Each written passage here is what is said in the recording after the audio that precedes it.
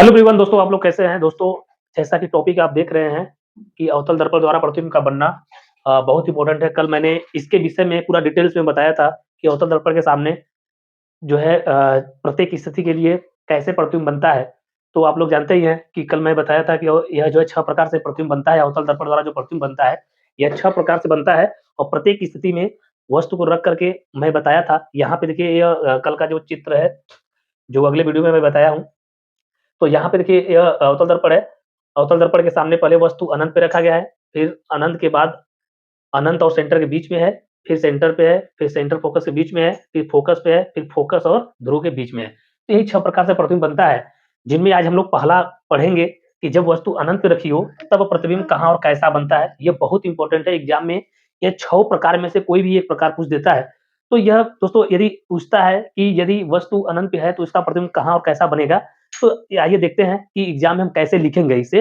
देखिए कि जब वस्तु अनंत पे रखी हो तो कैसे इसे लिखेंगे? देखिए, अवतल दर्पण के सामने जब कोई वस्तु अनंत पे रखी हो, तब वस्तु से दोनों मुख्य अक्ष के समांतर आपतित किरणें दर्पण से टकराकर परावर्तन के बाद मुख्य फोकस पर एफ पर मिलती हैं।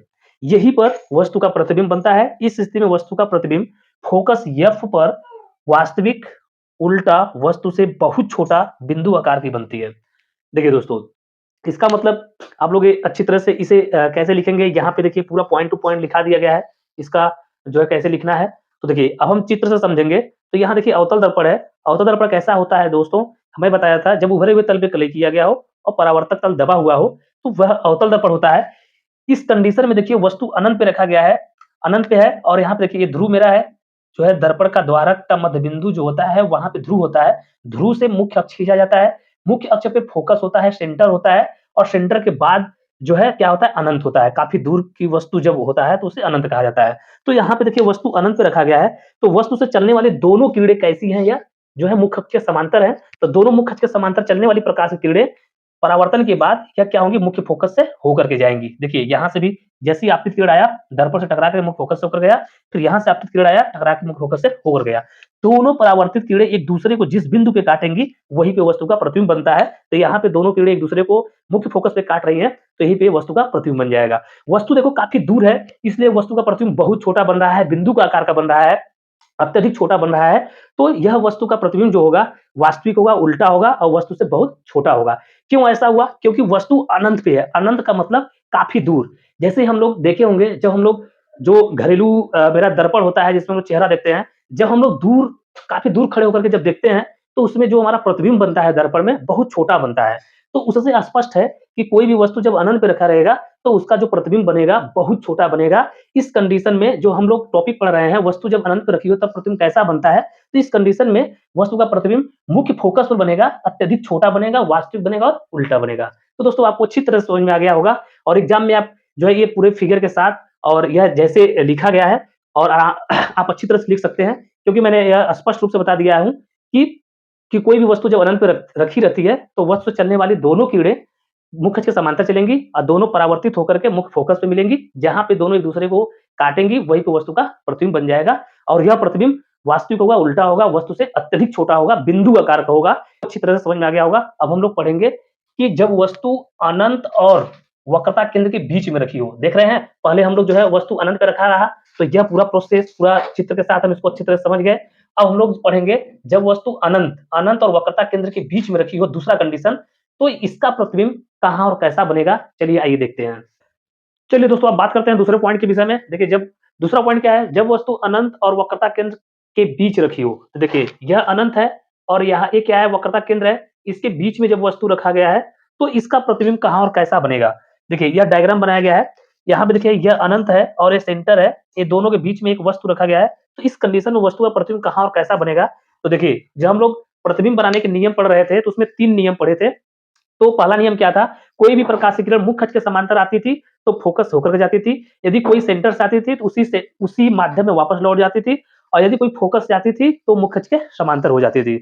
और यहाँ पे किन्हीं 2 नियम लगा करके हम प्रतिबिंब बनाएँगे। तो यहाँ पे देखिए वस्तु जब अनंत और वक्रता केंद्र के बीच में रखी है, तो वस्तु से चलने वाली 2 किरणें हैं, एक मुख्य अक्ष के समांतर है और एक सेंटर से जा रही है। तो जो मुख्य अक्ष के समांतर जा रही है, वह परावर्तन के बाद फोकस से होकर के जा रही है और जो सेंटर से जा रही है, वह दर्पण से टकराने के बाद परावर्तन उसी माध्यम में हो जा रहा है। तो दोनों परावर्तित किरणें एक दूसरे को सेंटर और फोकस के बीच में काट रहे हैं, जहाँ पे कटान बिंदु होगा वहीं पे वस्तु का प्रतिबिंब बनेगा। तो यह दोस्तों देखिए सेंटर और फोकस के बीच में एक-दूसरे को काट रहे हैं, यहीं पे वस्तु का प्रतिबिंब बनेगा। कब बनेगा? जब वस्तु अनंत और वक्रता केंद्र के बीच में रखी हो। तो दोस्तों आपको अच्छी तरह समझ में आ गया होगा। तो इसी चीज़ को हमें जो है एग्ज़ाम में लिखना है। एग्ज़ाम में पूछ देगा कि जब वस्तु अनंत और वक्रता केंद्र के बीच स्थित हो, तब वस्तु का प्रतिबिंब कहाँ और कैसा बनेगा? इसका जो है किरण आरेख खींच कर बताइए, समझाइए। देखिए दोस्तों, अगर ऐसा एग्ज़ाम में किस तरह से पूछेगा, एक बार फिर से समझ जाइए। इस तरह से पूछेगा कि जब वस्तु अनंत और वक्रता केंद्र के बीच रखी हो, तो इसका प्रतिबिंब कहाँ और कैसा बनेगा? किरण आरेख खींच कर बताइए। तो इसे कैसे करना है? तो आपको फटाक से अवतल दर्पण खींच देना है। अवतल दर्पण क्या होता है? जब उभरे हुए तल पे कलई किया गया हो, परावर्तक तल दबा हुआ हो और इसका जो द्वारक है, द्वारक का मध्य बिंदु पे P बना देना है। इसे जो है दर्पण का ध्रुव कहेंगे। इसी ध्रुव से एक मुख्य अक्ष खींच देना है।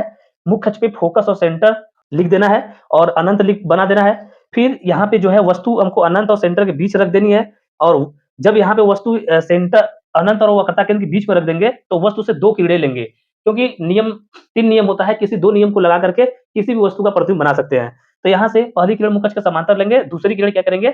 सेंटर से लेंगे, वक्रता केंद्र से लेंगे। जो मुख्य अक्ष के समांतर प्रकाश किरणें आपतित होगी, वो फोकस होकर के जाएगी और दूसरी किरण क्या होगी? सेंटर से जाएगी, परावर्तन के बाद उसी मार्ग में वापस जाएगी। दोनों एक-दूसरे को एक जो है सेंटर फोकस के बीच में काटेंगे, वहीं पे वस्तु का प्रतिबिंब बनेगा और यह प्रतिबिंब कैसा बनेगा? वास्तविक बनेगा, उल्टा बनेगा, वस्तु से छोटा बनेगा। यही आपको जो है जैसे-जैसे यह किरण आरेख बनाए हैं, वही चीज़ आपको जो है कॉपी पे लिख देना है, आपको 100% नंबर मिलेगा। तो दोस्तों आपको अच्छी तरह समझ में आ गया होगा। दूसरा पॉइंट, जब वस्तु अनंत और वक्रता केंद्र के बीच में रखी हो, तब वस्तु का प्रतिबिंब कहाँ और कैसा बनेगा, ये आपको अच्छी तरह समझ में आ गया होगा। चलिए अब बात करते हैं तीसरे पॉइंट के विषय में। तीसरा पॉइंट क्या है? जब वस्तु सेंटर पर रखी हो, देखिए वक्रता केंद्र पर रखी हो, तब इसका प्रतिबिंब कहाँ और कैसा बनेगा। जब वस्तु वक्रता केंद्र C पर रखी हो, देखिए तीसरा कंडीशन हमारा है। यहाँ पे देखिए वस्तु अब जो है मेरा वक्रता केंद्र C पे रखी हुई है, तो इस कंडीशन में वस्तु का प्रतिबिंब कहाँ और कैसा बनेगा। चलिए आइए दोस्तों, पहले हम लोग चित्र से समझेंगे, इसके बाद इसे कैसे लिखना है उसके बाद बताएंगे। चलिए देखिए कि जब देखिए यहाँ पे वस्तु इस समय कहाँ पे रखा गया है? वक्रता केंद्र C पे। A और B वस्तु है जो वक्रता केंद्र C पे रखी गई है। तो वस्तु से चलने वाली देखिए पहली किरण जो है मुख्य अक्ष के समांतर है। जो समांतर प्रकाश की किरण आपतित होती है, वह परावर्तन के बाद फोकस से जाती है। फिर दूसरी किरण फोकस से होकर के जा रही है, तो परावर्तन के बाद मुख्य अक्ष के समांतर हो जा रही है। तो दोनों परावर्तित किरणें एक दूसरे को जिस बिंदु पे काटेंगी, वहीं पे वस्तु का प्रतिबिंब बनेगा। तो देख रहे हैं दोस्तों, दोनों परावर्तित किरणें एक दूसरे को सेंटर पे ही काट रही हैं। जहाँ पे वस्तु रखा गया है जिस बिंदु पे, उसी बिंदु पे एक दूसरे को परावर्तित किरणें काट रही हैं। इसका मतलब कि वस्तु का प्रतिबिंब कहाँ बनेगा? वक्रता केंद्र C पर ही बनेगा। जहाँ पे वस्तु रखा गया है, सेंटर पे वस्तु रखा गया है, तो सेंटर पे एक दूसरे को परावर्तित किरणें काट रही हैं, तो सेंटर पे ही इसका प्रतिबिंब बनेगा। तो और कैसा प्रतिबिंब बनेगा? दोस्तों देखिए, जितना बड़ा वस्तु है उतना बड़ा प्रतिबिंब भी बनेगा। मतलब वस्तु के आकार का ही प्रतिबिंब बनेगा और वक्रता केंद्र पर बनेगा। अब इसे कैसे लिखना है उसे देखिए, जैसे हम इस फिगर को बनाए हैं वही चीज हमको यहाँ पे जो है लिख देना है, वैसे ही इसको हम लिख देंगे। देखिए तो यहाँ पे देखिए दोस्तों, जब वस्तु वक्रता केंद्र C पे रखी हो, तब वस्तु से चलने वाली पहली किरण मुख्य अक्ष के समांतर आपतित होती है। देखिए ये पहली किरण है, मुख्य अक्ष के समांतर आपतित होती है, जो परावर्तन के बाद फोकस से होकर के जाती है। अब परावर्तन के बाद क्या हुआ? फोकस से होकर के जाती है और दूसरी किरण फोकस से आपतित होकर परावर्तन के बाद मुख्य अक्ष के समांतर हो जाती है। देखिए ये फोकस से आई और परावर्तन के बाद क्या हुआ? मुख्य अक्ष के समांतर हो गई। तो दोनों परावर्तित किरणें एक दूसरे को वक्रता केंद्र C पर काटती हैं। देख रहे हैं, दोनों परावर्तित किरणें एक दूसरे को सेंटर पे ही काट रही हैं, वक्रता केंद्र पे ही काटती हैं, जहां पर वस्तु का प्रतिबिंब वस्तु के बराबर आकार का वास्तविक उल्टा बनती है। ऐसे ही आपको लिख देना है और इसमें कुछ भी करना नहीं है। आपको अच्छी तरह समझ में आ गया होगा। पहले हमको अवतल दर्पण खींच देना है और इसका द्वारक का मध्य बिंदु हमारा P होता है, जिसे ध्रुव कहते हैं, और यहाँ पे वस्तु हमको सेंटर पर रख देना है। जब सेंटर से वस्तु से 2 किरणें चलेंगी, तो पहली किरण मुख्य अक्ष के समांतर, परावर्तन के बाद फोकस से जाएगी, दूसरी किरण फोकस से जाएगी, परावर्तन के बाद मुख्य अक्ष के समांतर हो जाएगी। ये दोनों परावर्तित किरणें एक दूसरे को सेंटर पे ही काटेगा। तो जहाँ पे कटान बिंदु होता है, दोनों परावर्तित किरणें एक दूसरे को काटते हैं, वहीं पे वस्तु का प्रतिबिंब बनता है। तो जितना बड़ा वस्तु है उतना बड़ा मेरा क्या बन जाएगा? प्रतिबिंब बनेगा। लेकिन यह प्रतिबिंब वास्तविक होगा, उल्टा होगा और वस्तु के बराबर होगा, वक्रता केंद्र पर होगा। तो दोस्तों आपको अच्छी तरह समझ में आ गया होगा तीसरा पॉइंट अच्छी तरह से। अब हम बात करेंगे जब जब वस्तु वक्रता केंद्र C और फोकस के बीच में रखी हो, देखिए यहाँ पे, तो इस स्थिति में वस्तु का प्रतिबिंब कहाँ बनेगा? यह चौथा पॉइंट है। देखिए ये नंबर 1 है, number 2 number 3, number 4, number 5, number 6। अब हमको चौथा पॉइंट पढ़ना है कि जब वस्तु वक्रता केंद्र C और फोकस के बीच में रखी हो तब वस्तु का प्रतिबिंब कहाँ और कैसा बनेगा। दोस्तों अब बात करने वाले हैं चौथे पॉइंट के विषय में। चौथा पॉइंट देखिए यहाँ पे क्या लिखा गया है, जब वस्तु वक्रता केंद्र C और फोकस F के बीच स्थित हो।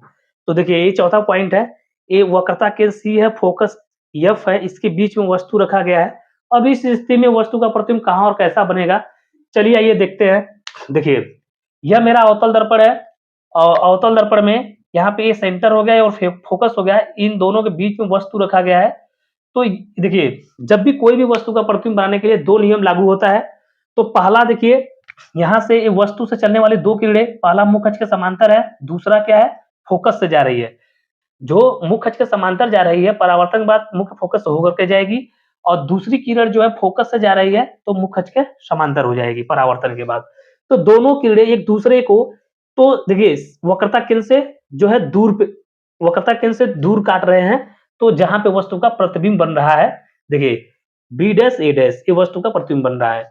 तो देखिए इस स्थिति में वस्तु का प्रतिबिंब वास्तविक बनेगा, उल्टा बनेगा, वस्तु से बड़ा बनेगा और वक्रता केंद्र से दूर बनता है। तो देखिए वक्रता केंद्र से क्या हुआ, दूर बनेगा। तो दोस्तों इसमें मैं पूरा डिटेल नहीं बताया हूं, इसलिए क्योंकि जब तीसरा पॉइंट आप पढ़ेंगे, जब बोर्ड एग्जाम में आपको लिखना होगा, तो तीसरा पॉइंट जैसे लिखाया गया है उसी आधार पे आप सभी पॉइंट को लिख करके जो है उसका आंसर देंगे। मैं डायरेक्टली इसको बता दिया हूं कि इस स्थिति में कैसा प्रतिबिंब बनेगा, कैसा नहीं बनेगा। तो अगर पूरा डिटेल पढ़ना है तो तीसरा पॉइंट जैसे फिगर बना करके पूरा लिखा गया है वैसे ही आपको जो है बोर्ड एग्जाम में लिखना है। तो कैसे लिखेंगे मैं इसे जो है एक बार फिर से बता देता हूं। देखिए यहाँ पे मैंने क्या हुआ, इसका डायरेक्ट रिजल्ट बताया हूं कि इसका प्रतिबिंब कैसा और कहां बनेगा, वह डायरेक्ट लिख दिया गया है। बाकी एग्जाम में आपको कैसे लिखना है, तीसरा पॉइंट जैसे मैं लिख के बताया हूं उसी आधार पे आपको सभी पॉइंट को लिखना है। तो देखिए कैसे लिखना है, देखिए ऐसे लिखेंगे, जब वस्तु वक्रता केंद्र C और फोकस F के बीच स्थित हो तो वस्तु से चलने वाली पहली किरण मुख्य अक्ष के समांतर होगी, जो परावर्तन के बाद फोकस से होकर के जाएगी, और दूसरी किरण फोकस से होकर के जाएगी, परावर्तन के बाद मुख्य मुख्य अक्ष के समांतर हो जाएगी। दोनों परावर्तित किरणें एक दूसरे को जिस बिंदु पे काटती हैं वहीं पे वस्तु का प्रतिबिंब बनेगा। और यह प्रतिबिंब देखिए यहाँ पे दोनों परावर्तित किरणें एक दूसरे को वक्रता केंद्र से दूरी पे काटे हुए हैं, तो जहां पे वस्तु का प्रतिबिंब वस्तु से बड़ा वास्तविक उल्टा बना हुआ है। तो ऐसे जो है पूरा डिटेल जो है आपको चित्र बना करके उसे लिखना पड़ेगा। मैंने यहाँ पे क्या किया हूं कि बस केवल जो है इसका रिजल्ट जो है वो रिजल्ट को मैं बता दिया हूं।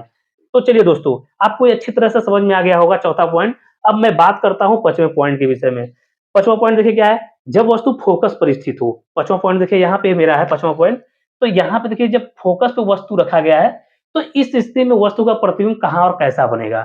तो देखिए जैसे जैसे वस्तु नजदीक आ रहा है वैसे वैसे क्या होगा, वस्तु का प्रतिबिंब जो बन रहा है वो क्या बन रहा है, बड़ा बन रहा है।